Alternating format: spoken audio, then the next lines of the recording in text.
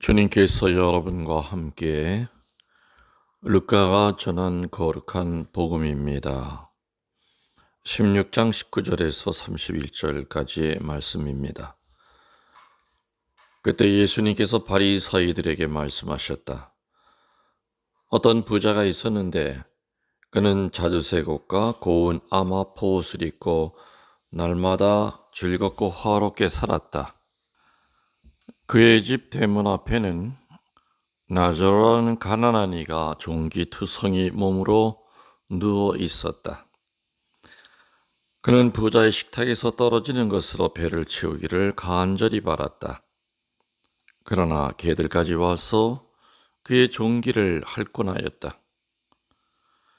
그러다 그 가난한 이가 죽자 천사들이 그를 아브라함 곁으로 데려갔다. 부자도 죽어 묻혔다. 부자가 저승에서 고통을 받으며 눈을 드니 멀리 아브라함과 그의 곁에 있는 라자로가 보였다. 그래서 그가 소리를 질러 말하였다. 아브라함 할아버지, 저에게 자비를 베풀어 주십시오. 라자로를 보내시어 그 손가락 끝에 물을 찍어 제 혀를 식히게 해 주십시오. 제가 이 불길 속에서 고초를 겪고 있습니다. 그러자 아브라함이 말하였다. 얘야, 너는 살아있는 동안에 좋은 것들을 받았고 라자로는 나쁜 것들을 받았음을 기억하여라. 그래서 그는 이제 여기에서 위로를 받고 너는 고초를 겪는 것이다. 게다가 우리와 너희 사이에는 큰 구렁이 가로놓여 있어 여기에서 너희 쪽으로 건너가려 해도 갈 수 없고 거기에서 우리 쪽으로 건너오려 해도 올 수 없다. 부자가 말하였다. 그렇다면 할아버지, 제발 라자로를 제 아버지 집으로 보내주십시오. 저에게는 5 형제가 있는데 라자로가 그들에게 경고하여 그들만은 이 고통스러운 곳에 오지 않게 해 주십시오. 그들에게는 모세와 예언자들이 있으니 그들의 말을 들어야 한다 하고 대답하자 부자가 다시 안 됩니다, 아브라함 할아버지. 죽은 이들 가운데서 누가 가야 그들이 회개할 것입니다 하였다. 그에게 아브라함이 이렇게 일렀다. 그들이 모세와 예언자들의 말을 듣지 않으면 죽은 이들 가운데서 누가 다시 살아나도 믿지 않을 것이다. 주님의 말씀입니다.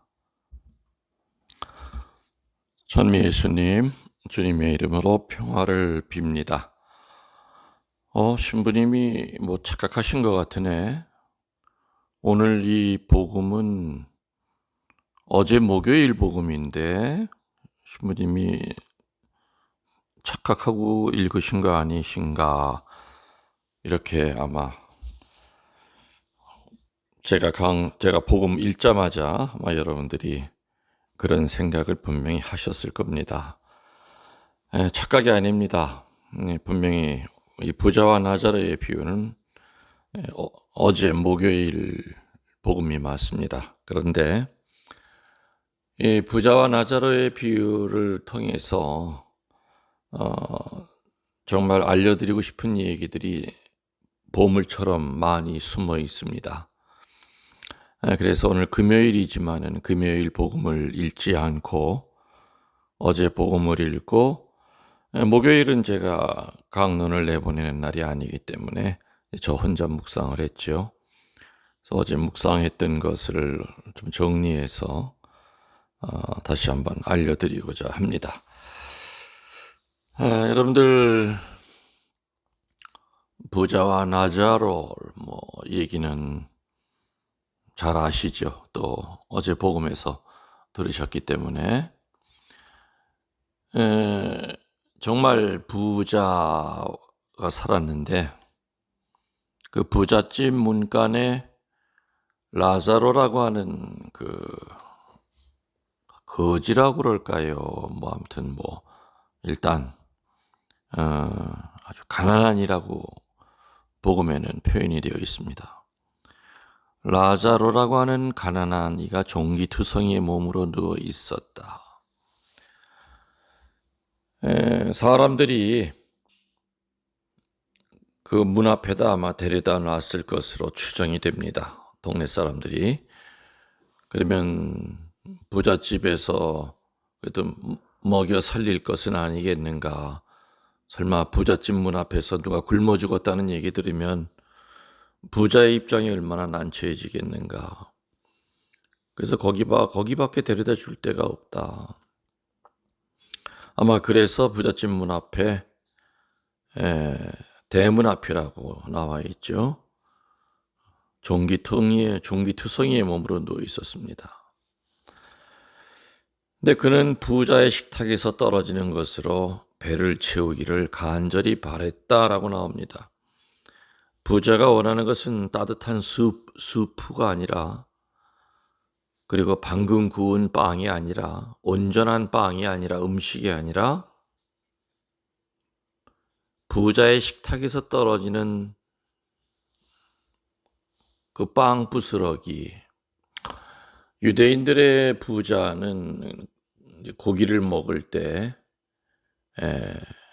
먹고 난 다음에 손에 묻은 기름을 식빵으로 이렇게 기름기를 닦아냅니다. 그리고 닦아낸 그 식빵 쪼가리, 그 빵 쪼가리는 그냥 식탁 밑으로 떨어뜨리면 집에서 기르는 개들이 와서 먹는 그런 정도.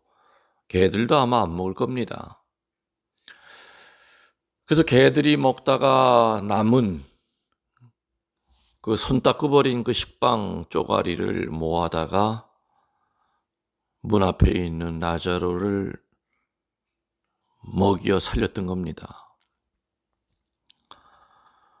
부자는 아마 지나다니면서 아주 거만한 눈으로 대문 앞에 있는 그 거지 라자로를 보면서 참 저놈을 내 쫓제니 동네에서 평판이 나빠질 것이고, 그다음부터는 저놈은 내 덕에 산다.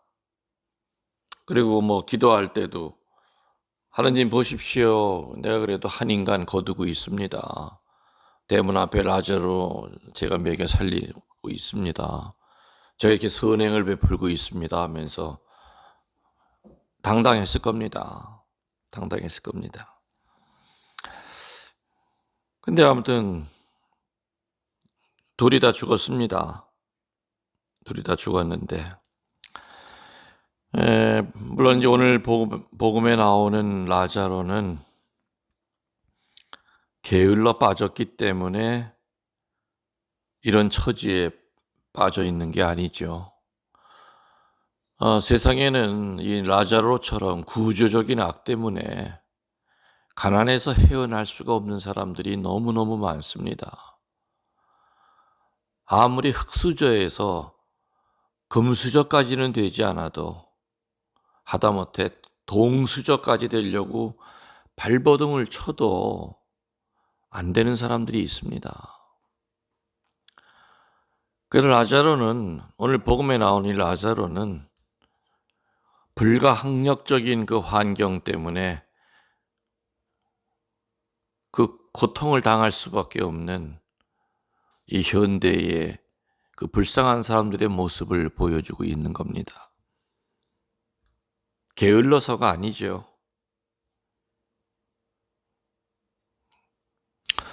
아무튼 부자도 죽고 라자로도 죽었습니다. 근데 부자는 지옥에 떨어졌고요. 라자로는 아브라함 할아버지 곁에 머무를 정도로 천국에 가 있었던 겁니다. 이 부자와 라자로를 이렇게 천국과 지옥으로 갈라지게 한 그 원인이 뭘까?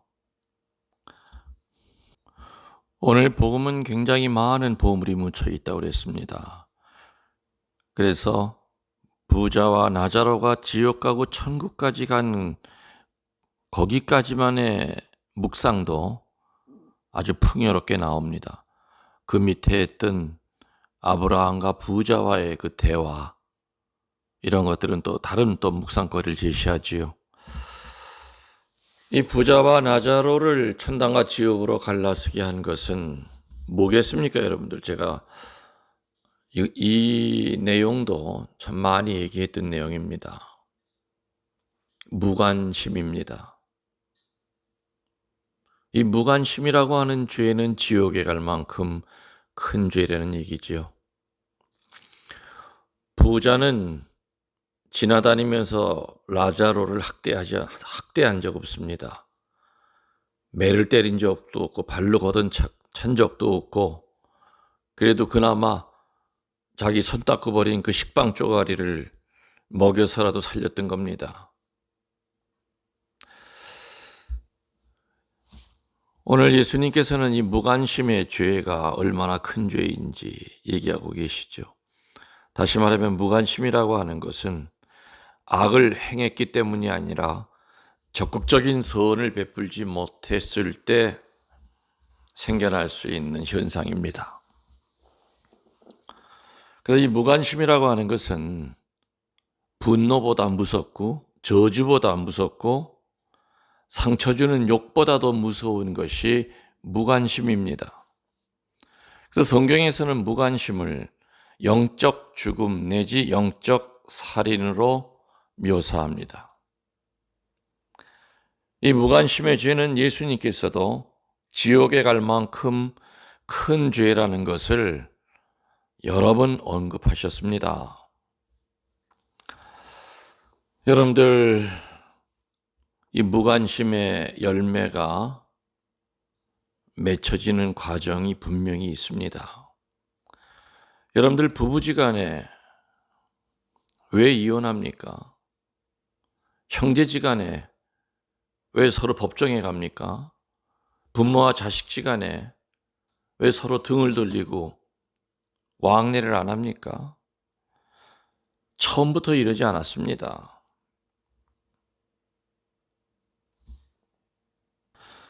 이 무관심의 그 시작이 되는 씨앗은 바로 서운한 감정입니다.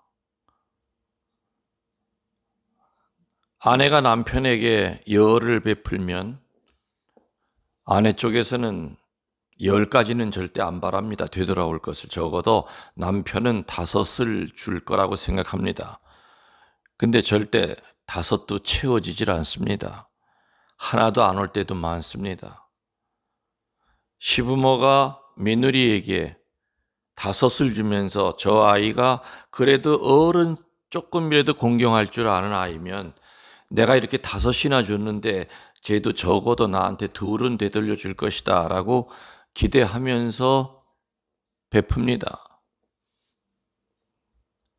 근데 안 돌아옵니다.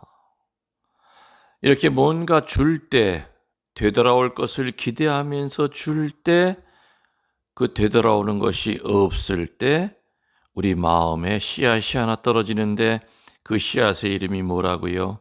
서운한 씨앗이라고 그랬습니다. 이 서운한 씨앗은, 이 서운한 씨앗이 내 영혼에 떨어지면 물 안 주고 비료 안 줘도 얼마나 쉽게 싹이 솟아나는지 모릅니다. 싹이 돋는데 그 싹의 이름을 미움의 싹이라고 합니다. 서운함에서 미움으로 바뀝니다. 그리고 그 미움의 싹은 돋아나면서 쭉쭉쭉쭉 줄기가 자라면서 키가 커지는데 그 줄기의 이름을 우리들은 분노라고 합니다.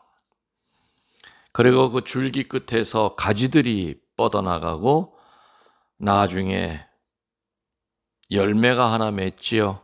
시커먼 열매가 하나 맺습니다. 아주 썩은 냄새가 나는 열매가 주렁주렁 매달리는데 그 열매 이름이 바로 무관심입니다. 이처럼 인간과의 관계에서 최악의 관계는 치고받고 욕하고 이런 관계임은 그래도 그나마 해결될 기미, 회복될 기미가 있습니다마는 아예 무관심의 상태까지 가면은 참 절망적입니다. 한 집에 살아도 발에 채이는 돌조각 대하듯이 합니다. 발에 밟히는 풀처럼 대하고 맙니다. 인격적인 당신이 아니라 그냥 책상, 텔레비전한테 하듯이 that, this 이렇게 돼버립니다. 인격적인 이유가 아니라 그냥 물건입니다.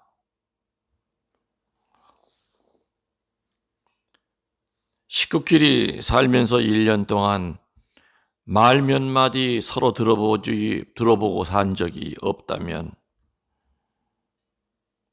이건 무관심이지요. 그 집은 지옥입니다. 부부끼리 이미 몸과 마음이 남남이 되어 있다면 그 부부 사이는 지옥입니다. 목자와 양들이 서로 헤어질 날만을 기다리고 있다면 그 성당은 그건 지옥입니다. 바로 이런 것이 지옥이고 무관심이라고 하는 독이 퍼져나간 공동체가 아니겠습니까? 예수님의 그 의노의 대상이 되었던 그 의로운 분노의 대상이 되었던 여러 종류의 사람들 가운데 하나가 무관심한 자들이었습니다.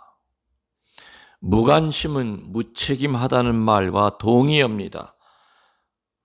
너의 주변에 있는 사람에게 무관심하다는 얘기는 너의 주변에 있는 사람에게 최소한의 책임감마저 못 느끼고 있다는 얘기입니다. 성경에는 어디를 봐도 저는 못 찾았습니다.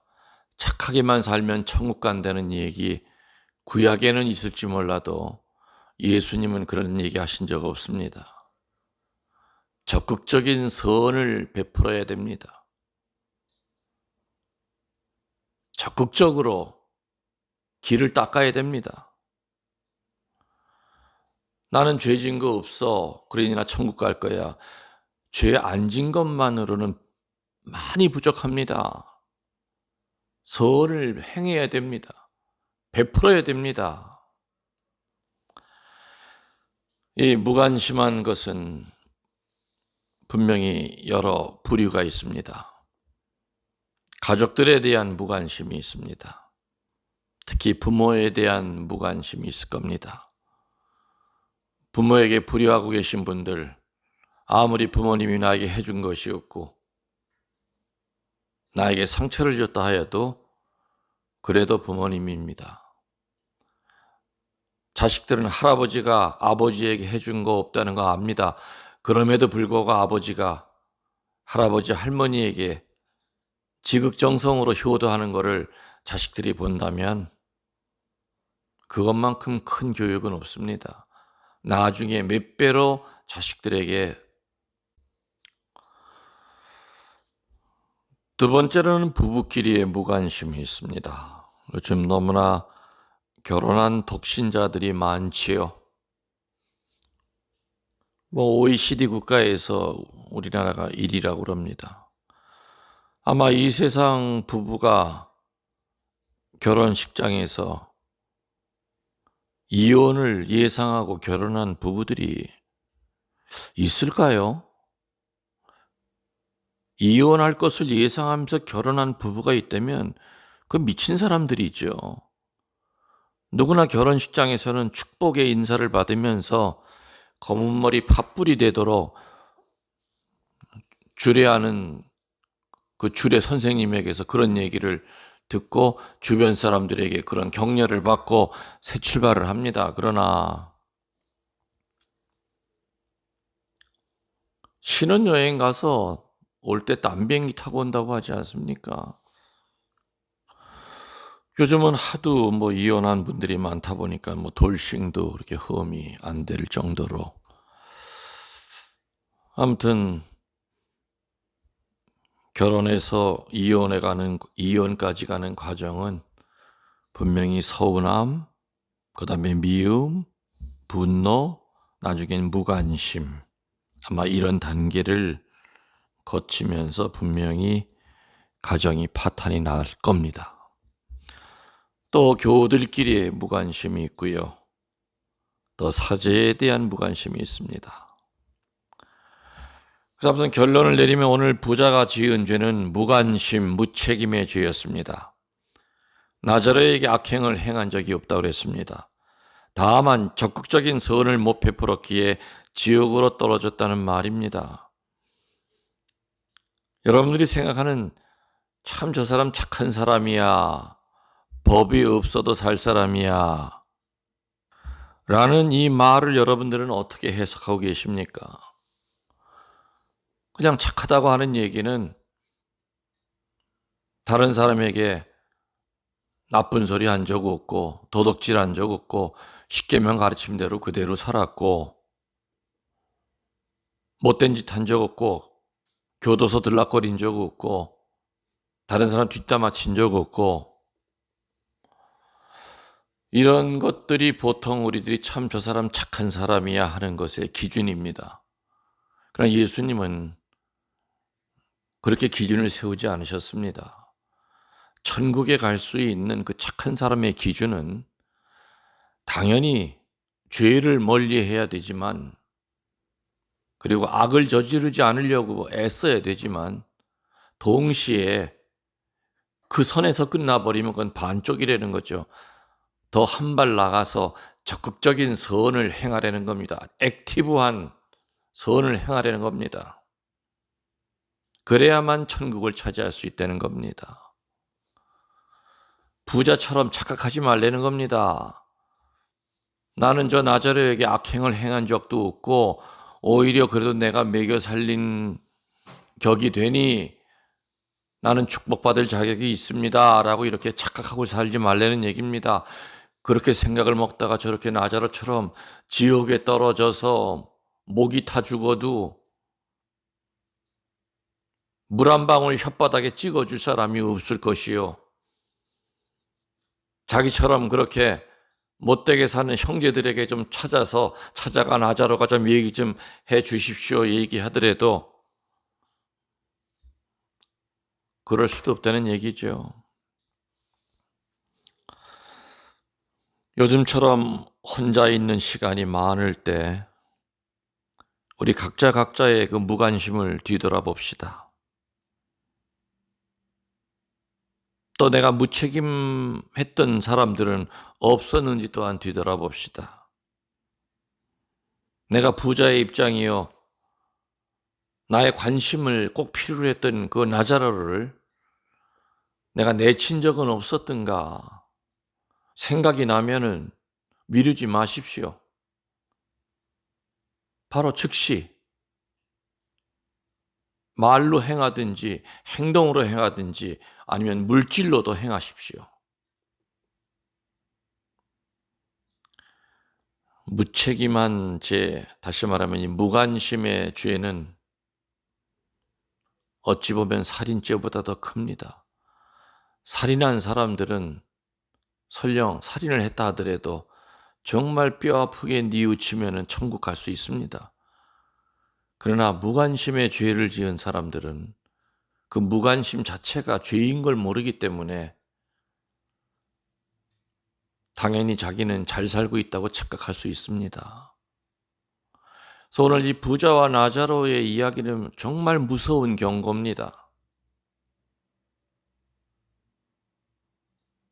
적극적인 선을 베풀면서 무관심으로부터 벗어나도록 우리 애씁시다. 여러분들 성인 되십시오. 성녀 되시기를 축원합니다. 아멘.